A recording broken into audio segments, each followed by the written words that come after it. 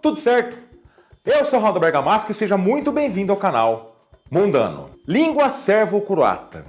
Você sabe o que é isso? Será que já foi uma língua que não existe mais? Será que ele existe chamado de outra maneira?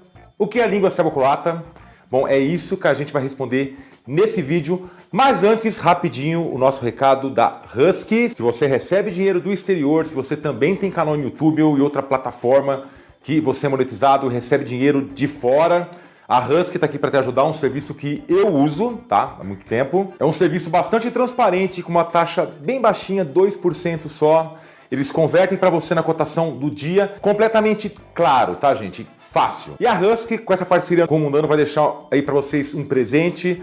Clica no link aí, que a primeira transferência que eles fizerem para você é de graça, tá? E além disso, você não vai pagar 2%, mas sim 1% de taxa para sempre. Tá aí a nossa dica. Então, o que é a língua servo-croata? Vamos responder, mas antes, roda a vinheta.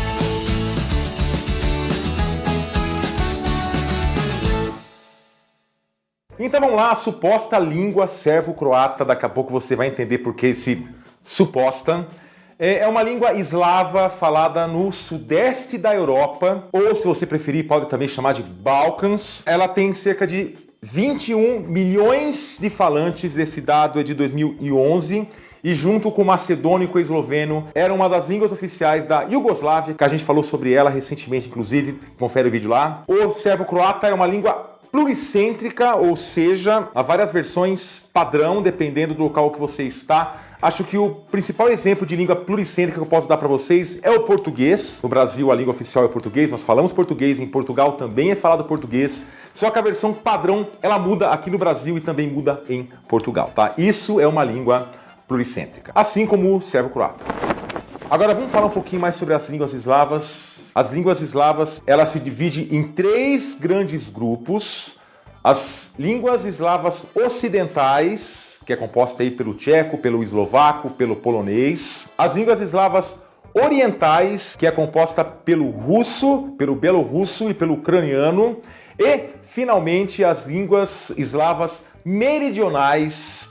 Essa sim é composta pelo búlgaro, pelo macedônio e pelo servo-croata. E lembrando, né, gente, que meridional significa do sul. Deixando claro que as línguas eslavas, elas podem ser aí de grupos diferentes, mas elas podem compartilhar palavras iguais ou parecidas, assim como acontece com o português, o espanhol ou o francês, ou o romeno, que é mais distante. São línguas do mesmo grupo linguístico, elas podem ter mais semelhanças ou menos semelhanças. E logicamente que essas semelhanças elas são menores dentro das línguas desses 3 grupos, agora falando sobre os eslavos, tá? É isso.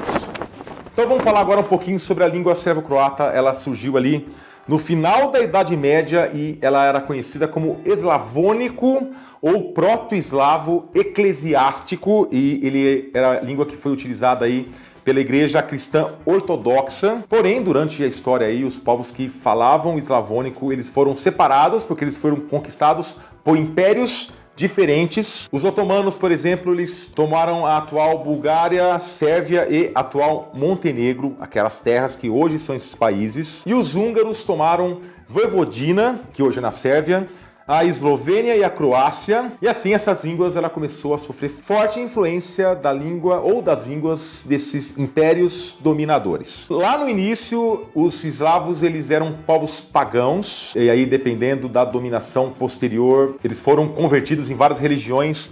Por exemplo, os croatas e os eslovenos eles foram convertidos para o catolicismo romano, os sérvios foram convertidos pelos ortodoxos e há também eslavos que foram convertidos ao islamismo, que eles inclusive se consideravam uma etnia à parte e se autodenominavam bosníacos. Os bosníacos eram eslavos convertidos ao islamismo, que eles se consideravam de outra etnia e atualmente eles são conhecidos como bósnios. E lembrando que isso também influenciou a escrita, afinal de contas, os locais que eram convertidos ao catolicismo usavam o alfabeto latino, que é assim como o nosso. Os locais convertidos à Igreja Ortodoxa, eles utilizavam o alfabeto cirílico. E os locais que foram convertidos ao islamismo usavam a escrita árabe. O Império Turco Otomano, naquele tempo, ainda usava o alfabeto perso-árabe. A Turquia só ia utilizar o nosso alfabeto latino, como eles usam hoje, ali no século XX. Então é isso. E aí, eu sei que você está gostando desse vídeo, né? Então, rapidamente desce aí, deixa um gostei pra gente. por favor, dessa maneira você incentiva o YouTube a distribuir mais o nosso vídeo. E se você não fez isso ainda, por favor, inscreva-se no canal e ative o sininho para você receber notificações de novos vídeos. E também, se você quer fazer qualquer tipo de doação, que a nossa audiência já vem doando, eu quero agradecer vocês que fizeram isso, inclusive. Vou deixar o Pix aí vocês doam, se vocês quiserem e quanto vocês quiserem, qualquer valor, tá? Já fez isso? Vamos continuar o vídeo. E aí, no século XIX, esse eslavônico já tinha sofrido bastante influência de outras línguas e, logicamente, já tinham diferenças entre elas, diferenças regionais, e começou um grande movimento que pretendia unificar as línguas dos povos eslavos do Sul, lembrando que povos eslavos do Sul, inclusive, é o que significa Iugoslávia, tá, gente? Mas se refere aos eslavos que moravam ali no sul da Europa, mas continuando. E para essa unificação, dois principais incentivadores, o primeiro era croata e católico, era o Ljudeti Gai, junto com ele um sérvio ortodoxo, o Vuk Varadzić. Eles eram amigos, eles trocavam muitas cartas, eles escreveram livros usando a mesma ortografia, gramática e vocabulário. E assim eles iniciaram o que é chamado de movimento ilírio, que queria unificar as línguas eslavas dos povos do sul e transformar numa única língua denominada língua servo-croata. Só que essa língua unificada, ela manteria ainda as diferenças regionais de cada região que falava a língua servo-croata. E após a Primeira Guerra Mundial, em 1918, surgiu aí o curto, o efêmero Reino dos Sérvios, Croatas e Eslovenos. Depois se tornou o Reino da Iugoslávia, cujas línguas oficiais eram o esloveno e, finalmente, o servo-croata. Então aí apareceu a denominação servo-croata como língua oficial. Pois bem, gente, em 1945, daí finalmente surge a República Socialista Federativa da Iugoslávia. Era uma federação que se manteve unida até 1992 e ela era composta por 6 repúblicas constituintes. Mais uma vez, falando sobre ela há poucos vídeos passados. Procurei Mundano Iugoslávia, com certeza você vai encontrar. E a língua serbo-croata na Iugoslávia, ela era falada em todo o país, logicamente também com suas diferenças regionais, que já haviam acontecido no passado. Então cada região falava sua própria versão. E, além disso, se falava o esloveno, o albanês nem língua eslava é, tá, gente? E o macedônio, que é uma língua eslava mais próxima do búlgaro. Só que após a dissolução do país em 1992, os movimentos separatistas, eles não pregavam apenas só a separação dos territórios, mas também a separação linguística dessas novas repúblicas que estavam surgindo. E lembrando, o sérvio-croata, nessas línguas faladas na Iugoslávia, o croata, o sérvio, o bósnio e o montenegrino eram línguas que os seus falantes, eles conseguiam se entender sem problemas, tá, gente? Sem dificuldade,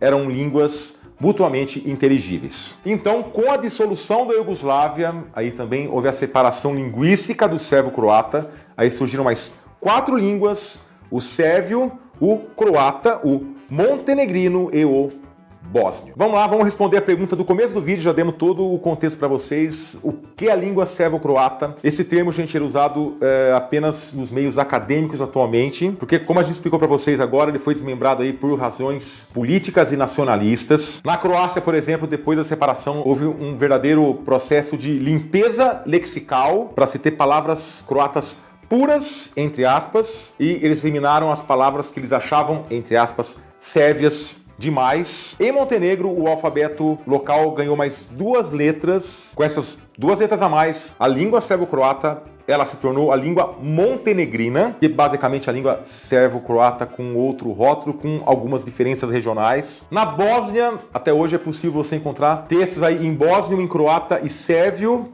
e também o mesmo texto escrito em alfabeto cirílico, que na Sérvia se usa o alfabeto latino e o cirílico.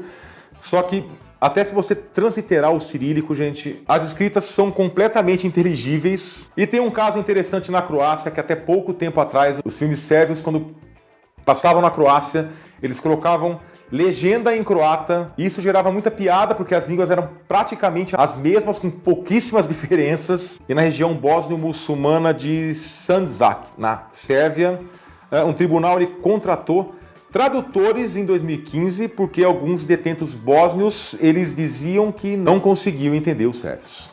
É isso.